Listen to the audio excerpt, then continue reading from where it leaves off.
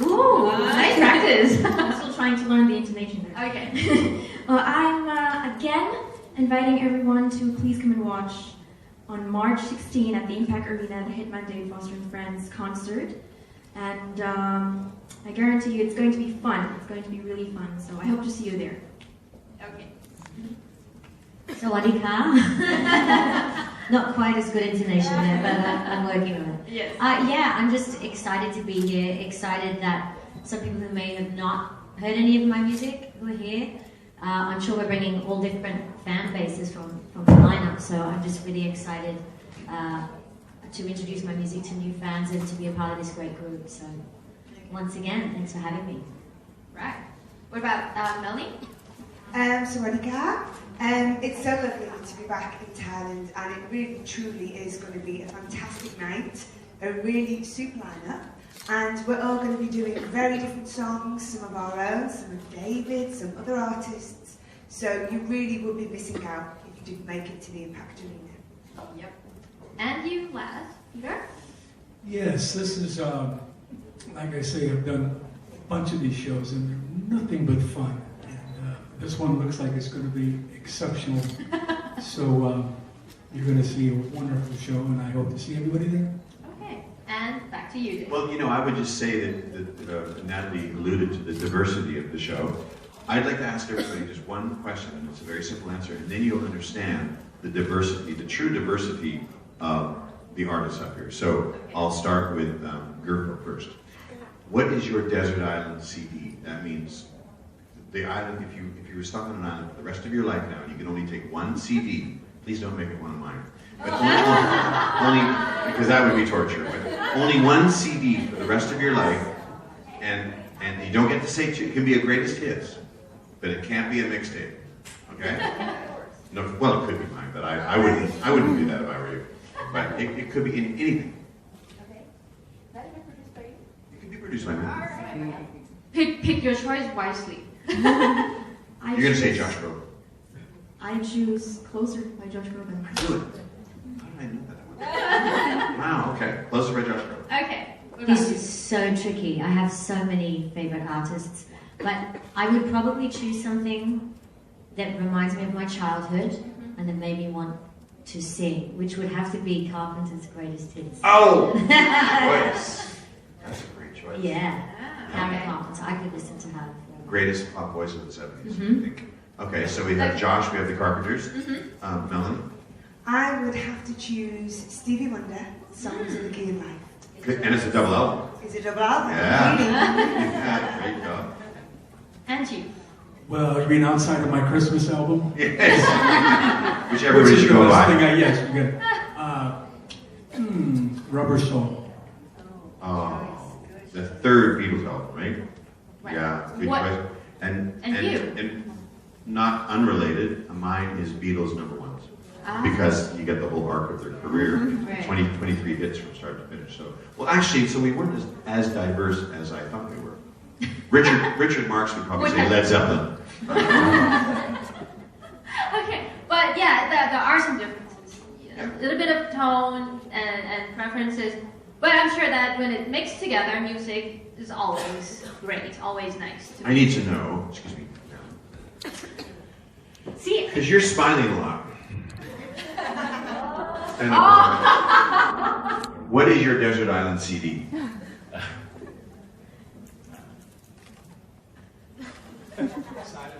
Silence. What? Who's your favorite artist? Not me, but who's your favorite artist? Andrea Bocelli. So you would take Andrea Bocelli's Greatest Hits? Good choice. I don't even know how to put this question because you've been asked this question a zillion times. And I'm not even exaggerating. But deep down, honestly, is it annoying for you when every single place you go and you get interviewed, they talk about the Spice Girls? Yes and no. Right. Because obviously I'm super proud. And I think of you as the lead singer of the Spice Girls. I don't know, I guess there's other girls in the same lead, but I think of you as the driving vocal of the group, the vocalist of the group. So. Yeah, I'm really proud of everything we did, and that's lovely for you to say. But I think often when I've been working as a solo artist, it can get a little bit frustrating. But it was huge. You know, people are never going to. It was beyond huge. It was a movement. It was a cult. It changed fashion. It changed the way girls all over the world, you know, the way they think. So it was pretty amazing. And you probably, when you were in it, you didn't realize you were changing the world, right? It was a huge whirlwind, and I think when you're in the middle of something like that, you're in a bubble. You know, you're unaware of everything that's going on externally. So it's not until it kind of starts to fade when it hits you. Yeah. And my question for Peter is, Peter, some people maybe do not know this, but Peter is also a really good musician as well as being a singer. Of course, singers are musicians, but not in the way you would think. Peter was an incredible bass player throughout his time with the group Chicago. And he quit playing bass. And I want to know if you ever miss that part of your life, of being the guy that always played on stage. Do you miss that? Well, it wasn't, I didn't put down the bass until I started recording with you. I know I'm the reason why you quit playing bass, but that's another story now. We don't have to go there. One of the greatest Moog bass players ever in the history of the world. Yes. Yeah, I mean, I miss it a little bit, and I'm now in my solo shows. I'm bringing back the bass in the encores. Yeah. So, yeah, I mean, It's fun for me as a fan. Yeah, when people see that, then they can put the whole picture together. My God, he's on the bass too. Yeah. I'm throwing it back in there. Yeah, if you ever get a chance to see Peter in live, I went and saw his show about 3 months ago, and it was the greatest. And I've only ever seen his ass. Because I'm always playing piano for him. Translate that, will you? Because I'm always playing piano for him. Was it nice? To only see his ass. Easy, girl. So can you translate? Sure. Okay. Okay. Well, I'm trying to be exact. Okay. เขาบอกว่าเขาเนี่ยเคยเล่นเปียโนนะคะเล่นเปียโนส่วนปีเตอร์เนี่ยเขาเคยเล่นเบสทีนี้เล่นเปียโนมันอยู่ข้างหลังอยู่แล้วเพราะเครื่องมันใหญ่เขาบอกว่าตลอดระยะเวลาที่เล่นเปียโนเงยหน้าขึ้นไปไม่เห็นอะไรนอกจากบ้านท้ายนะคะของปีเตอร์นะคะแล้วก็เหมือนแบบเงยขึ้นไปก็เห็นแล้วอะไรเงี้ยแล้วก็เขาก็ถามบอกว่าเนี่ยหลังจากที่ยูไม่ได้เล่นมาสักพักแล้วคิดถึงการเล่นเบสไหมอะไรเงี้ยเขาบอกโอเคคิดถึง You know, throwing the questions like this, does it mean something at all? No, it's just, my whole point was it was fun to sit in the audience and watch Peter perform from the front. From the front, okay. Yes. Now we'll all get to see that. Yeah, exactly. And I have a question for the other two girls too, if you don't mind. Sure, very. Yeah. Go ahead. Natalie, is there a song in the last 5-10 years that came out by anybody that you heard and you went, out of all the hits I've had, of all the songs I've done, I wish that song, exactly done like that, had been my hit instead of somebody else's? No, because I've never wanted to have someone else's experience as my own. And I think I had an incredible experience with one of my own songs that went that big, so it's not a desire for me to go, oh, I wish I had that person's success. Not success. I can't think of a song off the top of my head like that. No, not the success, just a song that you went, I wish that had been my song, because that is so me. Like when I hear the song Chandelier, I think about you. I think that that's a song that you would have loved to have sung and handled. You know? I was going to say, I actually had in my mind the artist Sia. I just couldn't think of which was my favorite song out of all of the songs. Yeah. Sia is an artist that I think has something about her that I haven't seen in a very long time, something very unique and a depth to, because in pop music often it doesn't have the depth to it, and I've always been a fan of music that, you know, I'm big on the lyric and what they're actually saying, and she transports me, so she's I think there's a connection. I know you're both Australian, British, Australian? Yeah, there seems to be a musical sort of... I love hearing that. Yeah, there seems to be a little symbiotic. Oh, cool. Yeah. All right, so you answered my question, and I have the same question for her. It could be a man's song or a woman's song. It could be. I'm sure you can sing anything. My favorite song is Vincent by Don McLean, Starry Starry Night.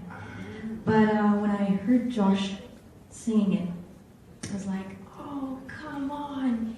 I mean, any song actually can be rearranged, and it can have a different taste, a different expression for you. And so when I heard Vincent, I wish I could have done the same version. Could you sing 8 bars of that song for us right now? From Sorry Serena? Yeah. If there's a piano here, I'd play with you, but there's no piano. Okay. Good. Now I understand what you tried to say to me, and how you suffered from your sanity, and how you tried to set them free. They would not listen. They're not listening still. Perhaps they never will.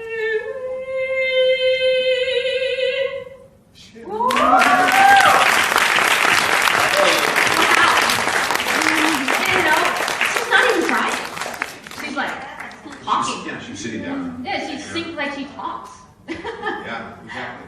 Okay, so this wow, can you explain more about Serenity? Why? It's just, everybody seems really peaceful unless they go home at night and get crazy behind closed doors, you know? But it just... It's actually like that, you know? Is it really? Yeah. Well, with you, maybe I can tell with you it's probably like that. But everybody's so calm here. It's very calming. Right. Yeah, I mean, we just came from Jakarta, which is very hustle bustle. I know. But despite the traffic here in Bangkok, you still feel that? Serenity? I have a police escort everywhere, so traffic's not a problem. So not fair. No. What about you, Peter? She asked each of you.